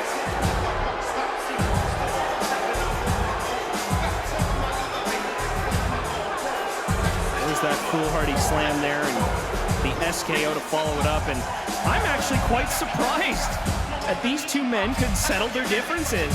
Do we have a handshake coming here? Look at this, ladies and gentlemen. Oh no! An SKO! An SKO! I'm sorry to laugh, Foolhardy, but you just got played, boo! Oh my goodness. Samoid proving that you should never, ever trust a man scorned and a man that has recently lost his YouTube championship. Eric Samoid saying, yeah, we won the match meet, but that doesn't mean you should trust me. You are still my enemy. We may have been friends temporarily, but tonight, Eric Samoid is coming out on top, not necessarily Eric Samoid and Devin Foolhardy. Wow. So there you have it, ladies and gentlemen. Eric Samoid completely blindsiding Foolhardy with an SKO. What a night we've had here on episode 15, ladies and gentlemen. Once again, thank you so much for joining us here live on YouTube. Nick McMichaels here live with you and in the chat room. I hope we have premiered this successfully. Thank you so much once again for joining us here tonight, ladies and gentlemen. We still have this gigantic, and I mean literally gigantic, ladies and gentlemen, Colossus. The man who was pinned by the new #1 contender Tyrant in the gigantic. I'll stop saying that word eventually. Colossus, of course, the man who was pinned by Tyrant in the main event of episode 14. Brent looking to exact revenge, looking for somebody to blame when it comes to losing yet another opportunity at the Extreme CAW Wrestling Championship. Tyrant, of course, will be going on to Bad Company to face Torq Michaels for the Extreme CAW Wrestling Championship.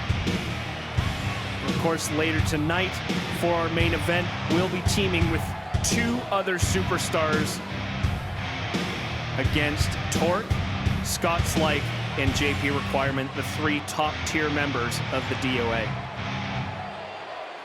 Now you gotta remember, an ex-ECW champion right here in Colossus, ladies and gentlemen. In fact, Colossus, when he was victorious and won his first ever Extreme CAW Wrestling Championship, he was, in fact, a member of the Disciples of Apocalypse. And of course, as we all know, since then, has fallen out of the good books, has fallen out of the graces of the DOA, no longer a member, and once again, a lone wolf.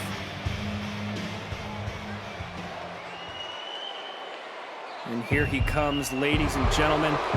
Of course, Brent being as sour as he has in previous years, once again taking his frustrations out on none other than the man that won on episode 14, Tyrant, taking his frustrations out on him, only to the dismay of the worst music he could possibly ever hear, ladies and gentlemen, to the shock and the excitement of the crowd in the arena and the fans at home, we saw none other than the man that Brent took out of action over 10 years ago by breaking his neck.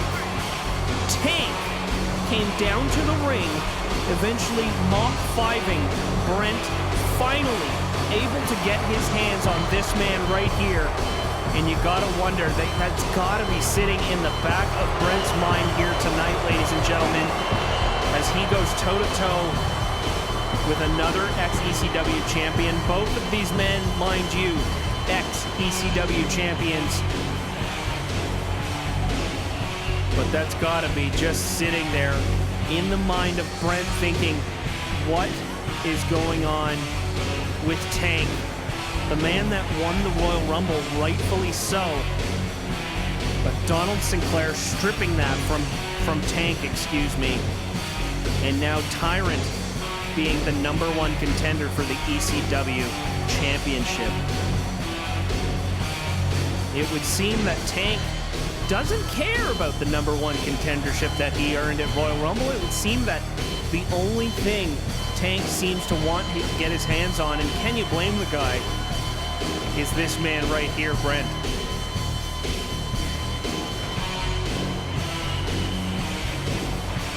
Donald Sinclair, of course, earlier tonight when Torq Michaels approached him, said that he had doubled up security in the building and that there was no way that Tank would be able to do a repeat of episode 14 and make his way down to the ring and fight Brent once again. That remains to be seen, folks.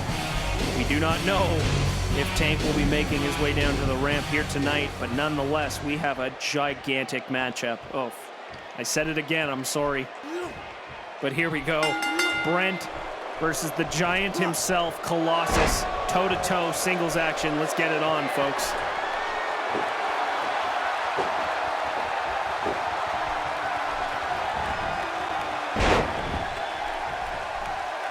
Colossus weighing in at 395 pounds, ladies and gentlemen, 7'2". But Brent throwing him around with the strength that Brent brings to the table and to the ring. It almost means nothing. We've seen Brent lift Papu up in the air like he was nothing. And we've seen Brent lift Colossus up in the air like he was nothing. It doesn't really matter. The strength of Brent is unparalleled in Extreme CAW Wrestling. And look at this. Colossus fighting back. It looks like a power bomb was going to go down, right down onto the stairs there. And a belly-to-belly onto the outside of the ring. We're now at a 5 count here. Both of these superstars are going to have to get back into the ring if they want to avoid a count out.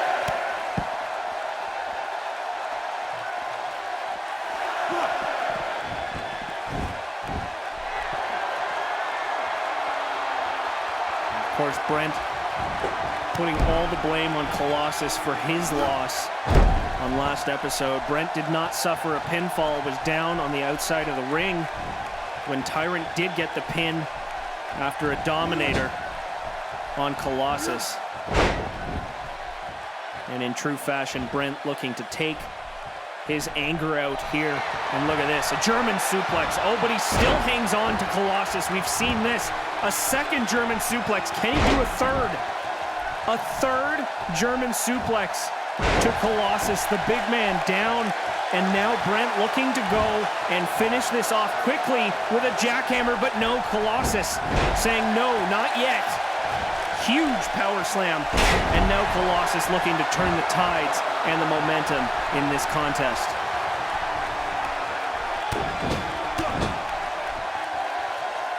That giant boot to the throat of Brent. Colossus looking to take advantage here. And the choke slam could put Brent down for the count. But don't get me wrong, ladies and gentlemen, I would not be surprised if it took more than one finisher to put Brent down. A rope break there.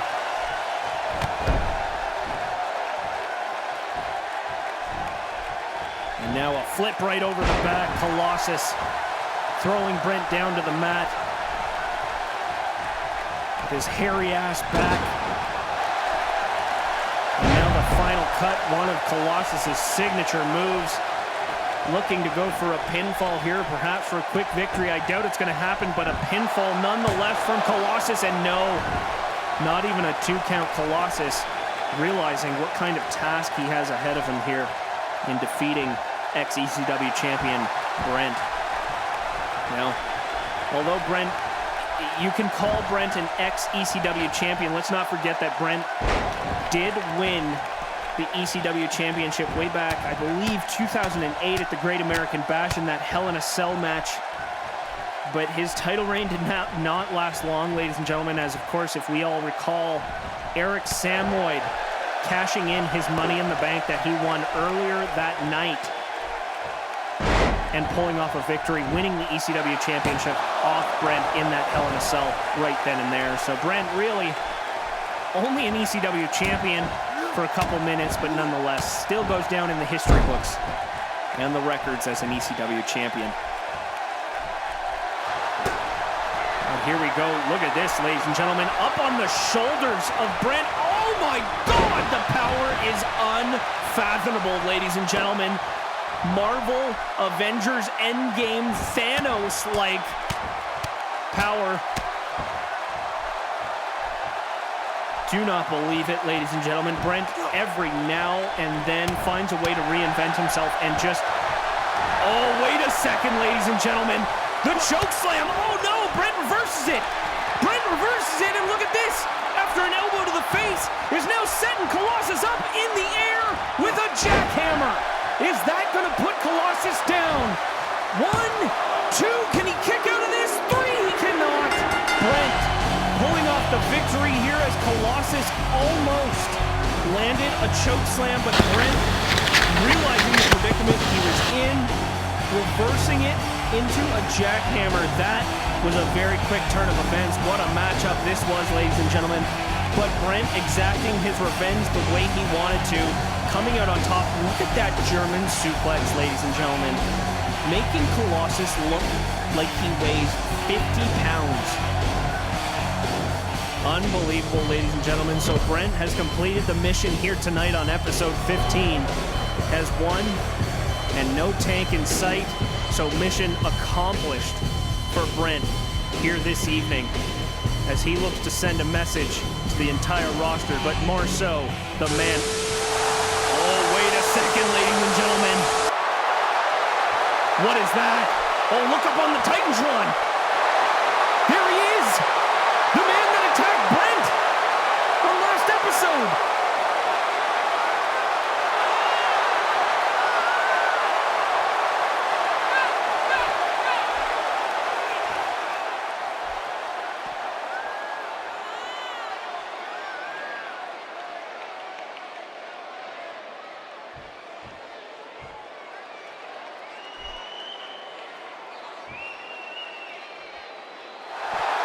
Wow.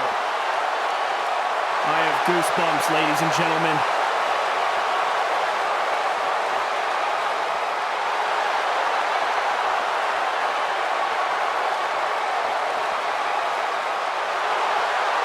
Wow.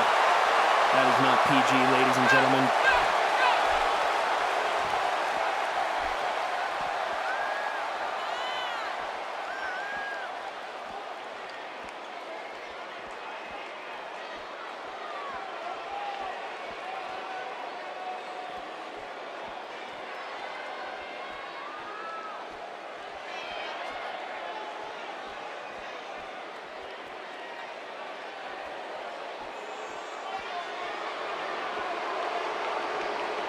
Is correct, ladies and gentlemen. That is Brent's debut, interfering in Tank and Tyrant's match way back in Armageddon 2008.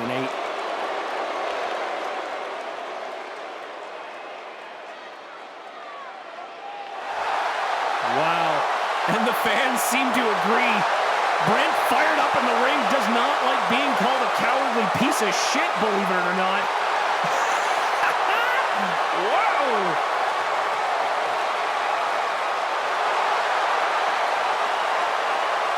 He is calling Brent out.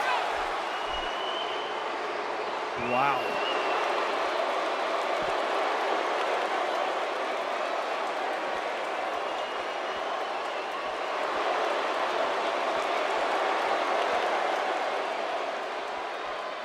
Tank has a point there, ladies and gentlemen.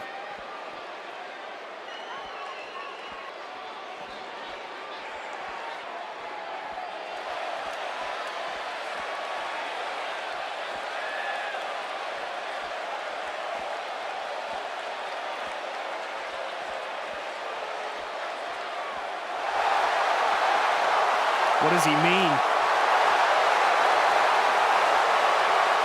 Oh, man. Tank calling Brent out for a match.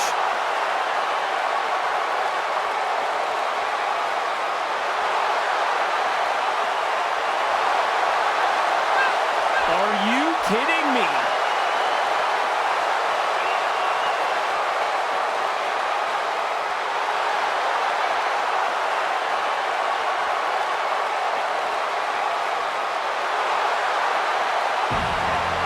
Ladies and gentlemen, Tank just called the man in the ring out. Brent has just been challenged to a match at Bad Company. Now, will he accept is the question. Tank giving Brent until episode 16 to answer his request. And if he doesn't, who the hell knows what's going to happen? I don't think Tank's going to wait for an answer, ladies and gentlemen, but wow. I have goosebumps up and down my spine and up and down my arms. Ladies and gentlemen, that was impactful. That was a massive statement from the man himself, Tank, who is going for the man who broke his neck. Ladies and gentlemen, we announced it earlier tonight. The next CPV for Extreme CAW Wrestling, a very custom, brand new CPV in Bad Company is coming soon, ladies and gentlemen. I am so proud to finally announce that. And with the crazy announcement we just had, I'm still getting over it. I cannot believe what kind of match we could potentially have if Brent accepts the challenge and Donald Sinclair allows this to happen. We will see Brent versus Tank at Bad Company, ladies and gentlemen. It doesn't get any bigger than that. Well, speak of the devil, ladies and gentlemen, here we go. On from one big thing to another. Here comes our main event, and here comes the DOA.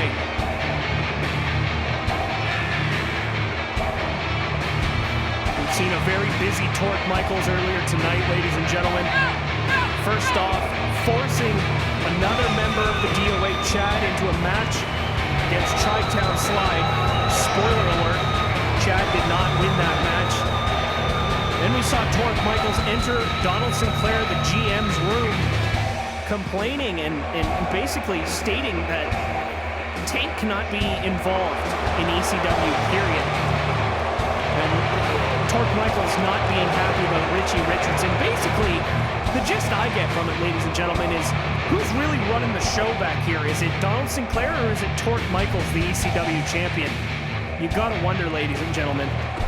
But tonight, Tyrant has been given the opportunity to find two other superstars to help him in this six-man tag match. But the question is, who's it gonna be? Who's Tyrant gonna recruit to help him, the #1 contender, in this six-man tag match?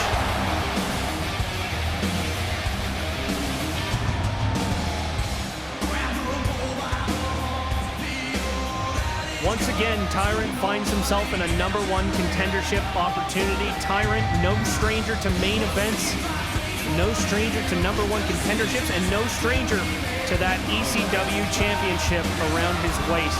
A true veteran and true pioneer of the craft in CAW Wrestling, ladies and gentlemen.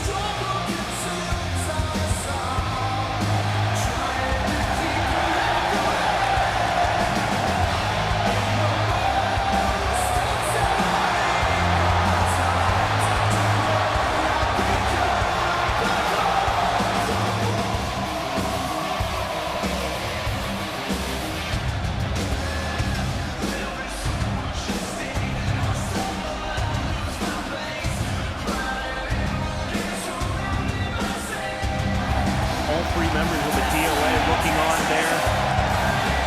To the #1 contender, the man that will face Torq Michaels for the Extreme CAW Wrestling Championship at Bad Company, ladies and gentlemen.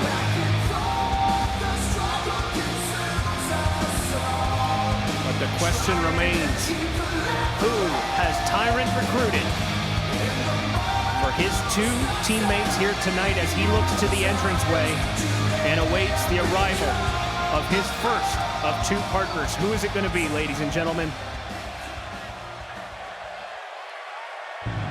Of course, no surprise here, ladies and gentlemen. Longtime friend and longtime comrade. Here comes a man that was in fact attacked by Scott Slyke on episode 14 when he was approached in the locker room, and there was an attempt to recruit him. Are you kidding me? The DOA doesn't look any more desperate than they do now when you're in the back trying to recruit none other than Shant, a man that is well known for hating the Disciples of Apocalypse for as long as I can remember. But of course, Scott Slyke not taking that too kindly and completely decimating Shant in the background. So you gotta believe Shant has a reason to be here in the main event tonight, ladies and gentlemen. Shant has some score to settle with none other than that man, Scott Slyke and the DOA. Now, who is going to be the third and final partner for Tyrant? Oh, man. Here he comes, ladies and gentlemen. John Wayne Glover. Okay, ladies and gentlemen. Yeah. This match just became quite equal, if not a little lopsided towards this team right here. This man is a beast, is a machine, and a two-time ex-hardcore champion. A man that has once defeated Scott Slyke in singles action. Again, more bad blood coming into the ring here with the DOA, and another friend of Tyrant's. This is going to be phenomenal, ladies and gentlemen. This is a Tornado six-man tag match.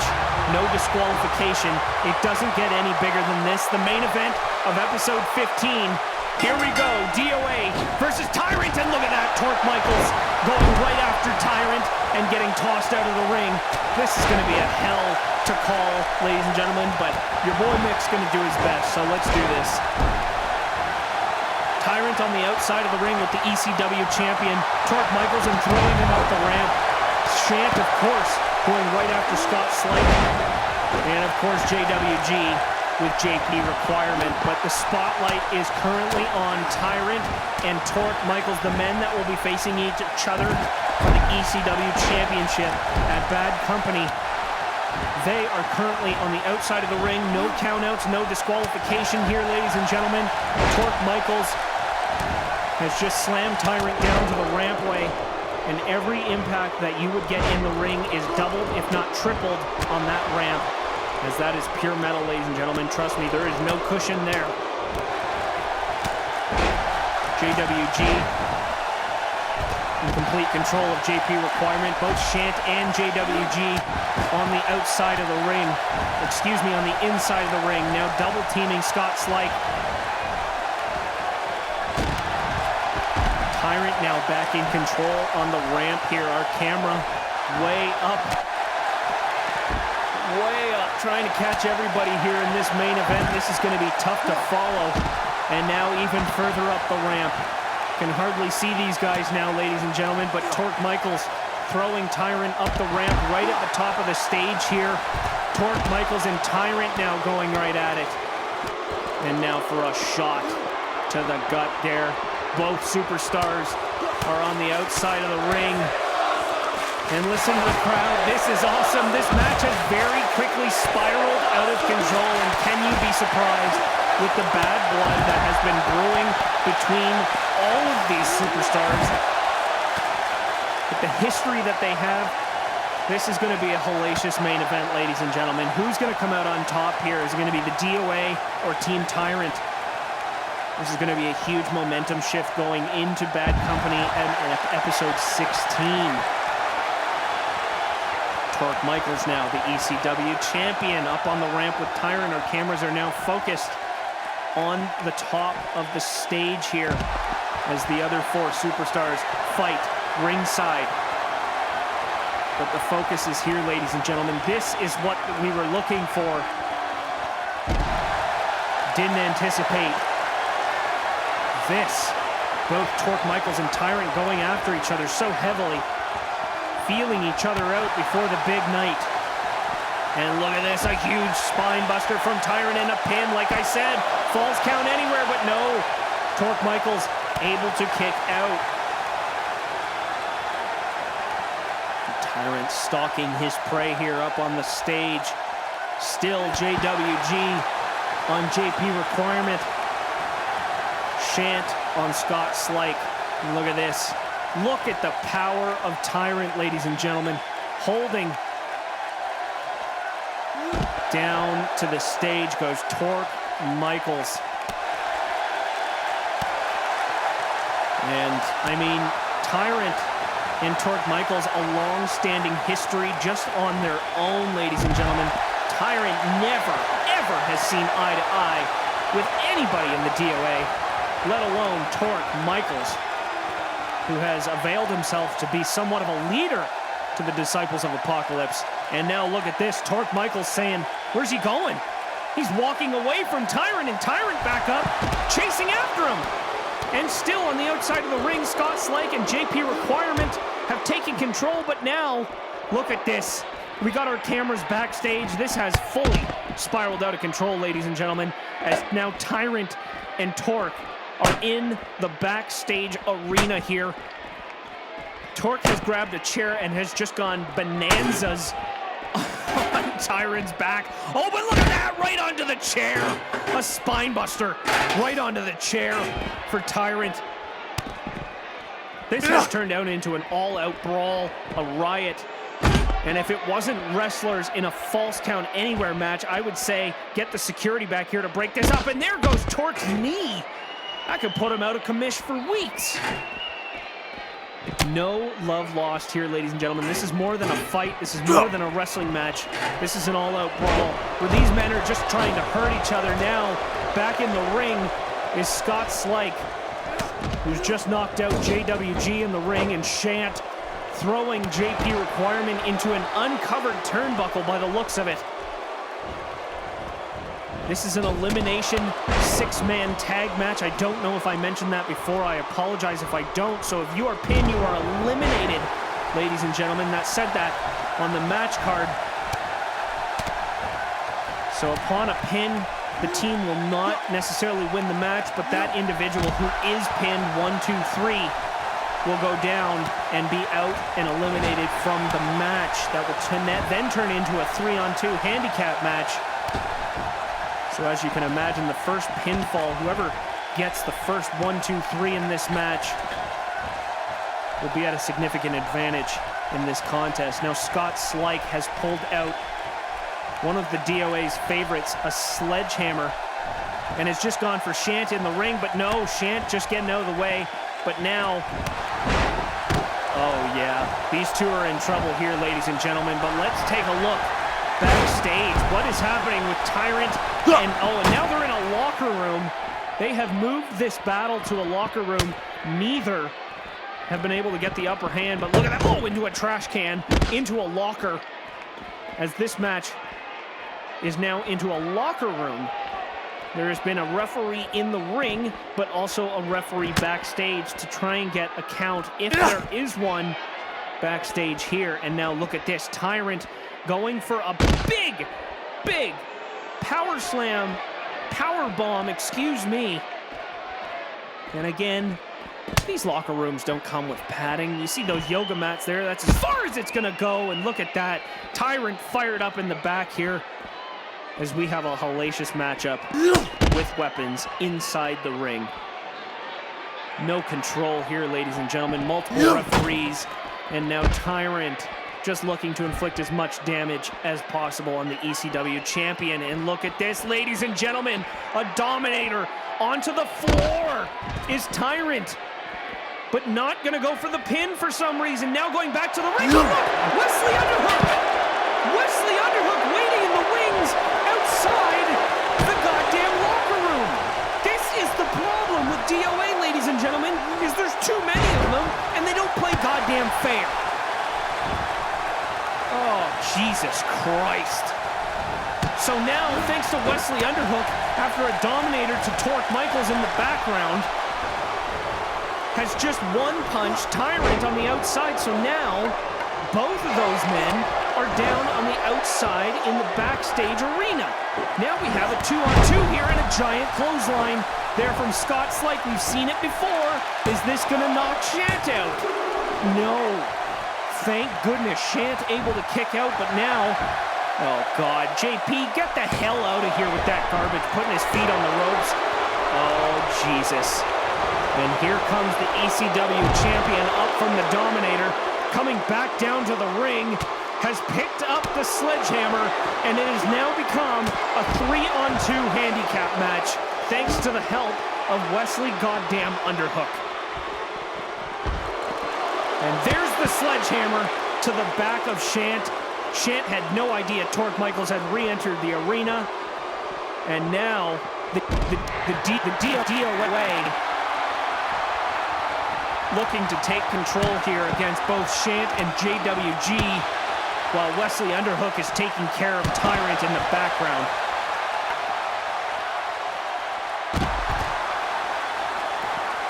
I don't like the smell of this, ladies and gentlemen. I do not like this at all. But Shant and JWG fighting back, fighting for their lives here, ladies and gentlemen. Oh my God, on the stairs, Scott Slyke. And now Torq Michaels on the inside of the ring with Shant, looking to go for a first pinfall here in this match. Mind you, Tyrant has not been pinned. Oh my goodness.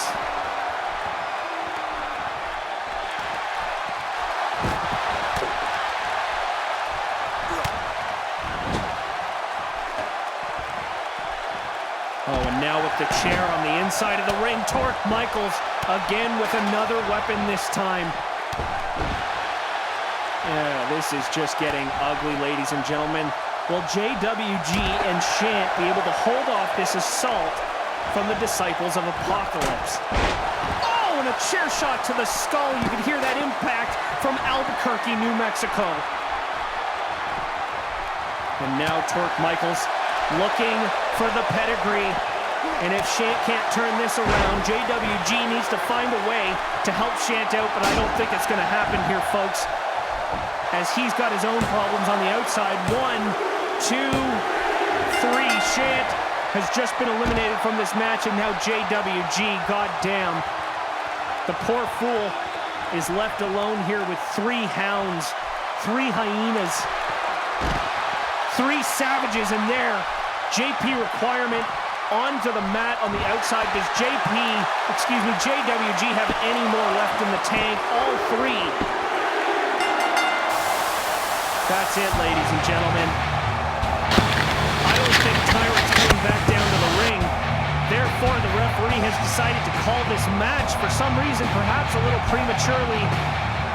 But, oh my God, this kind of stuff makes me sick to my stomach, you know, and I gotta be honest with you folks, it makes me question the legitimacy of Extreme CAW Wrestling as a brand and what kind of product we put out when we constantly see this unfair uphill battle with this DOA posse, this gang that constantly uses their numbers and an unfair advantage to win these victories over their opponents. Quite frankly, I'm tired of it, and so is Tyrant. Here he comes, ladies and gentlemen. Somehow, he is able to fight off Wesley underhook in the back, and here he comes. A punch to the ECW champion's face and saying, bring it on, boys. Let's go. 3-on-1. Tyrant never, ever backing down from the fight here, ladies and gentlemen, and looking somehow to go against 3 members of the DOA. And a back body drop, and wait a second. We thought for a second Tyrant would have a shot there, but let's not forget, he's taken a complete shot to the chin here, but oh no, fighting back against JP. Torq coming out of left field and completely blindsiding him and throwing him to the outside of the ring, and now all three members of the DOA on the outside of the ring with Tyrant. Tyrant fighting for his life, ladies and gentlemen. Tyrant fighting for his life, and there's a clothesline to Scott Slyke. Oh, and again, just cannot pick up momentum here against the DOA. This match is all but over, I would think, ladies and gentlemen. The referee, unfortunately, has called the match and the bell, so this really means nothing, even if Tyrant is able to come back. Oh, and a kick to the face there, JP. Oh, and an STO. Oh, but they got him off quickly. Can Tyrant fight back? He is still fighting for his life here, ladies and gentlemen. Oh, and a spot. No! Turns it into a DDT and a clothesline. All three members on the outside. Tyrant sending a clear and concise message to the disciples of Apocalypse that he is not afraid of not one, not two, not three, not six members of the DOA, ladies and gentlemen. Sending a message to Torq Michaels that he is hot on his trail and gunning for that Extreme CAW Wrestling Championship. Ladies and gentlemen, what a night it has been. This has been episode 15. Thank you so much for joining us. We'll see you soon.